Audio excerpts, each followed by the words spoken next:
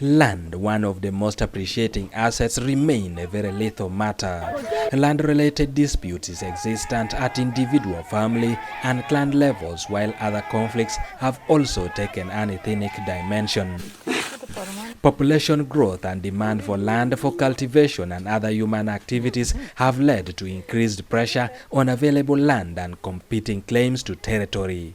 And this is translating into a lot of fighting, a lot of domestic violence. Brothers and sisters are fighting against each other.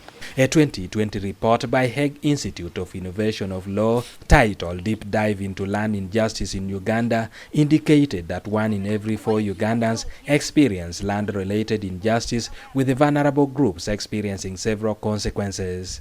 Police say a number of criminal cases reported originates from land dispute. So it's really not very good. So as police, we are trying, above all, we get support. We have seen Redeemed International.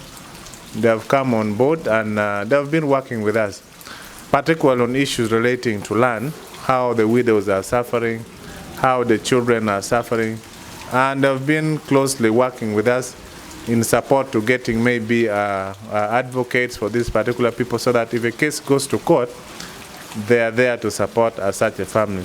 In my court, in the High Court. According to records, over 2,800 cases are before Lira High Court, majority of which are land-related. The resident judge, Justice Duncan Gaswaga, is considering using the cultural leaders to handle land issues to reduce on the case backlogs.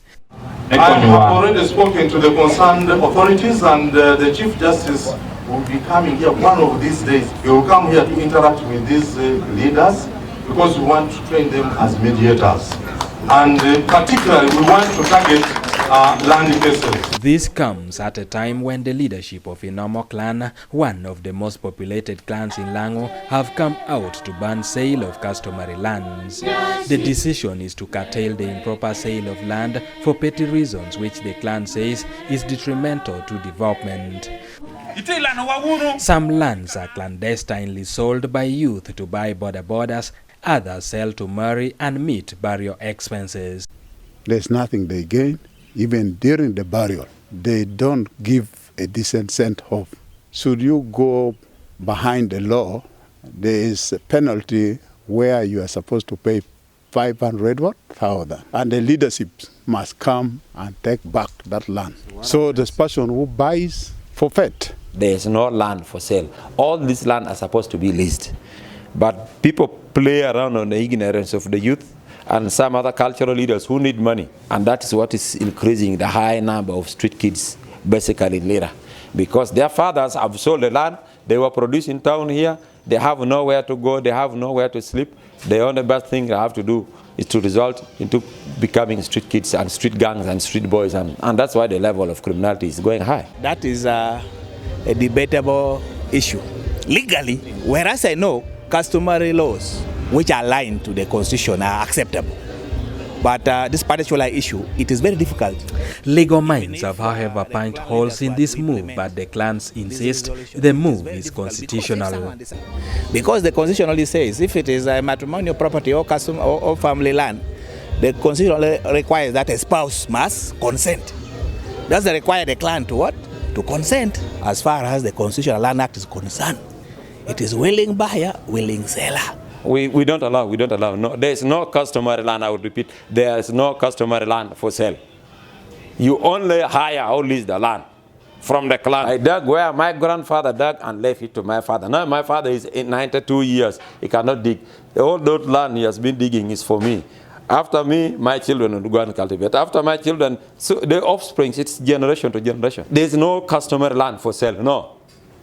It is inherited. Of course, there are prohibition to land sale, and clan is not one of them. Those who are willing to abide by the clan resolution, it is okay. To address the complexities, Inomo clan has joined government and civil society organizations to empower their lower leaders on land governance and administration systems. So we have taken the opportunity to talk to these leaders so that they start playing their roles accordingly. because there is a lot at stake. There's a lot that they should do to address these issues. Before colonialism, no single land tenure system existed, as land was governed by customary laws. Today, the 1995 Constitution recognizes 4 land tenure systems, including Milo, leasehold, freehold, and customary land tenure system, to which over 70% of land in Uganda fall. For the law provides that for customary land you give certificates of customary ownership. These are owned by individuals, by families, even clans. The challenge that we are finding is that we need to fully implement the Land Act, establishment of customary land registries at the sub-county.